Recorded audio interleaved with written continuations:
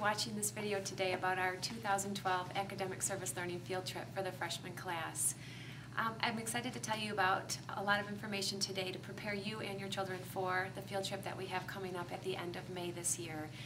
This year we will be visiting both Camp Blodgett on Thursday, the Thursday of our field trip, and we will be going to different venues in Lowell to do some service work here on Friday. Our goal with service learning, which we started about 8 years ago, was to provide our students with an experience to culminate the freshman year and to really give them an opportunity to bond as a class and learn a lot of the skills that they've been working on throughout the year in their classrooms and bring them to somewhere outside of the classroom. So this year, we're very excited to partner with Camp Blodgett, which is a camp for at-risk students in West Olive, Michigan, and we'll be taking the students there for an extended day.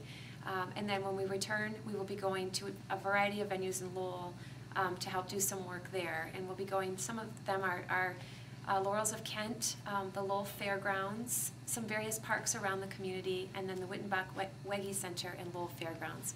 So we're very excited to have your children participate in this activity with us. The point of this video is to give you the information that you need in order to prepare for the experience for your kids. In the past, we've done parent meetings to help explain what roles you can play for this trip, but we felt that a video this year would reach more parents and give you an opportunity to get specific information about the trip that we have coming up. So,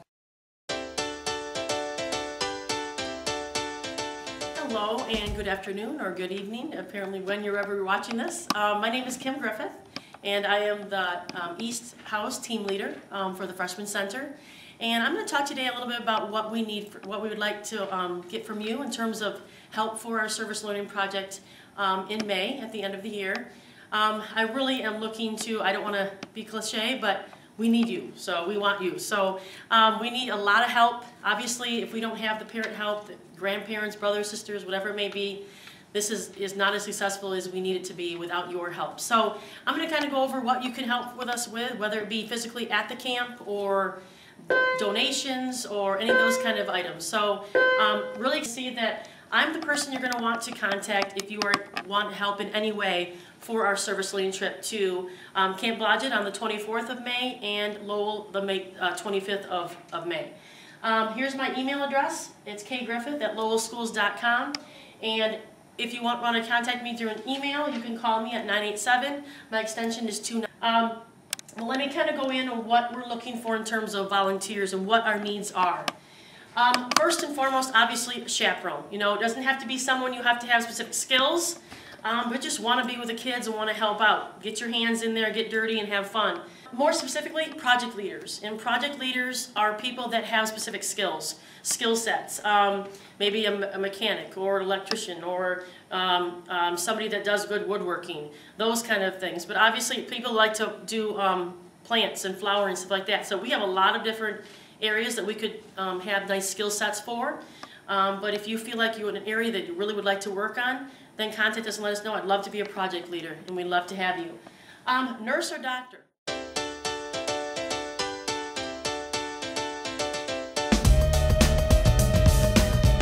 Those are the things that we'd need on site. Now, if you can't make it, and we totally understand that if you couldn't, we would love to have you, but if you couldn't, there's other ways you can help out. And what would be to donate items to our service learning project. Specifically, food. You know, the kids get snacks, granola bars, fruit, things easily eat, fruit, you know, trail mix, things like that, or even fruit snacks, anything like that would be wonderful to help out. Water is huge. We know we tell the kids we do have the big gallon jugs of water, but the kids do sometimes like the extra water bottle that they can refill throughout the day. Raffle items. On Thursday night at Camp Blodgett, we do a raffle, and the kids love it because they earn items by just earning Palo Bucks, which are things we give out for certain academic things and social things that they did in school that were nice, like helping out a student, getting an A in a test or anything like that, or just being nice to a kid in the hallway. You know, they're things that they can earn those Palo Bucks for. And on the day of the raffle, we pick out names and give out items for the kids, and they love it. So anything you could, you know, iTunes gift cards, food items, decks of cards, you know, whatever you might want to, or bigger items, you know, if you can afford it. But obviously things that would be nice for the kids for that raffle that they look forward to. Really quick, up here just a couple things I wanted to touch on, and I forgot about this, but what is your role? So you need to let me know, what is your role? What are you planning on doing? Is it going to be coming as a chaperone, a project leader, donating items? What is it going to be? What is your role? When? If you are coming, when are you coming? Is it May 24th to Camp Blodgett, or is it going to be Friday, or is it going to be both days? Okay, so that kind of takes the when and the where. The contact information I need from you. How can I contact you most easily? Is it through email? Is it through your cell phone number? Whatever it may be for me to contact you about certain upcoming dates as well. And also your t-shirt size, because you are going to be getting a t-shirt from us for helping us out as a volunteer. So please, if you could give me that information. So when you contact me, I need some of these things from you. Okay, so what's your role going to be? When and where? Thank you. Obviously, we're very excited, and we appreciate your enthusiasm. We hope you can help out. And again, in any capacity, we understand that. Whatever you can help us for, it's going to make that experience even more rewarding for all of us.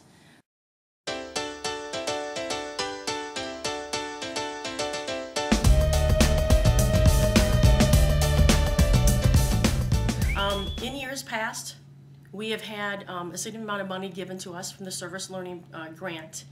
We do not have that this year, so we need more of your help. And how we're going to do that is through our donation drive. That is our fundraiser for the Service Learning Project. And so what we're going to be asking the students to do is to ask relatives and friends outside, preferably outside of the Lowell community, to help fund our projects. Obviously, the more money that we get, the more valuable the projects and the more valuable the experience. We need to get the word out. Obviously, the more people that we can send these letters to for the donation drive and get those donations back, the better of experience for us it is. So right now, I'm just asking for your help. So.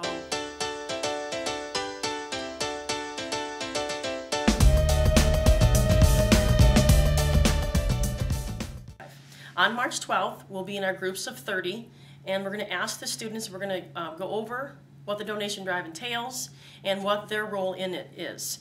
When they come home on the 12th, they're going to be asked to come back on the 13th with 3 to 5 names of friends or relatives, preferably outside of the Lowell community.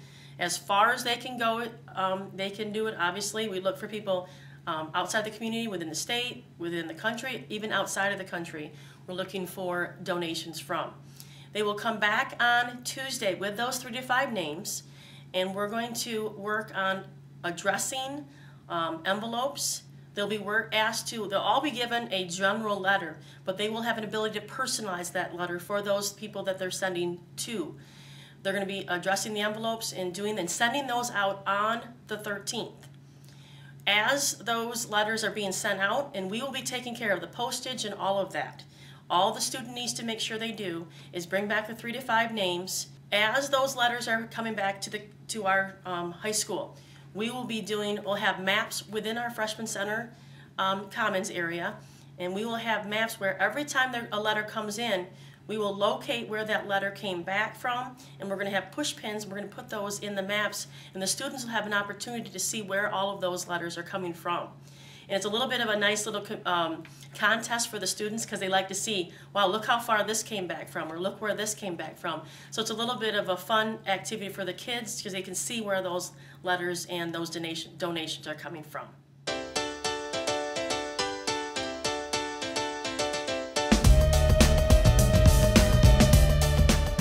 Okay, so why are we doing this? Well, obviously, the more money we get, the more of an experience it will be.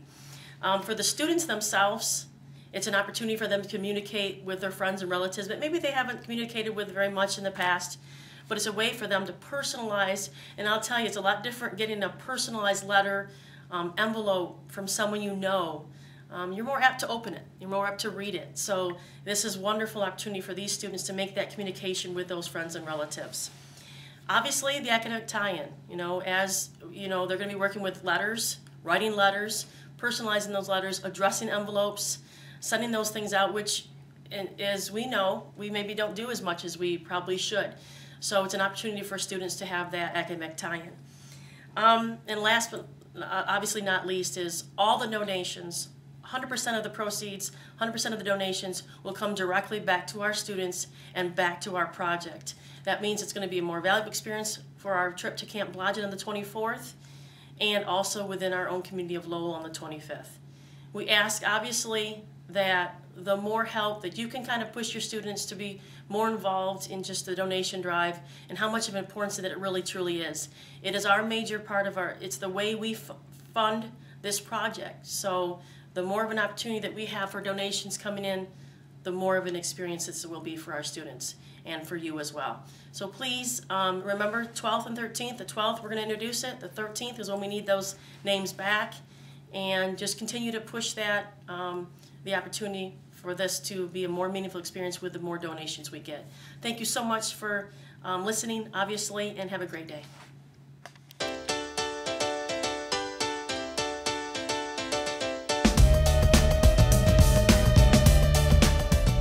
Participation in the academic learning field trip, academic service learning field trip, is not a requirement for them to earn credit or anything like that. It is an experience that we provide that we wish all students would participate in, but if they are adamant that they don't want to participate in, they are still expected to come to school those 2 days. They will go to the classes that they would have outside of the freshman center, and then they will be put in study hall to do a variety of things for the other periods. But even though it technically is an option, we strongly encourage your child to attend.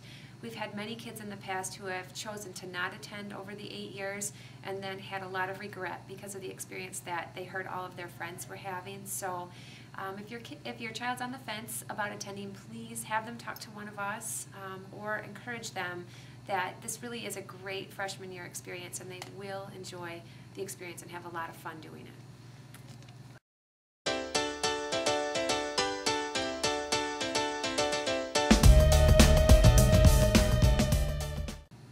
If your child's involved in a sport or any activity during that day, we will make sure that we have transportation arranged to get them back to school. We do work with the athletic director and different organization leaders around the building to make sure there is nothing planned that day, but in the event that there is something that comes up, we will arrange a bus that will bring kids back from Camp Blodgett early in order to participate in their after-school activity. We won't transport them back for for practices or things like that. We will only transport them back for things like a game or a concert if there is one.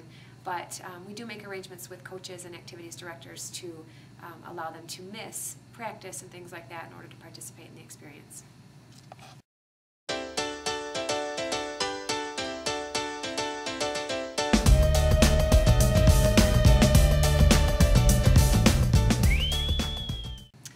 What we do for group assignment is we allow students to tell us what type of activity they want to participate in on Friday, the day that we spend doing the different activities around Lowell. And we make the groups based on the students' picks. So if a student picks that they want to work with Laurels of Kent, we will put the students in together who've all picked Laurels of Kent, and that will be their group for both Thursday and Friday. So that is their say in the process.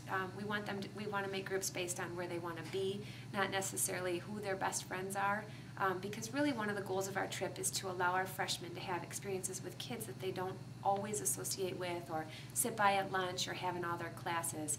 We really want them to have the opportunity to bond with some of their other classmates and make new friends through this experience. If you have any questions after watching this video that you feel like we didn't answer through the video, please call the office at any time or send me an email. We want you to feel as prepared and comfortable with this experience for your child, and so we want to make sure that we answer any questions that may come up. So please call the office, send me an email, and we'll make sure that we take care of any concerns that you have. But we're very excited to work with your children through this experience, and if you are available to volunteer, we really would love to have you participate as well.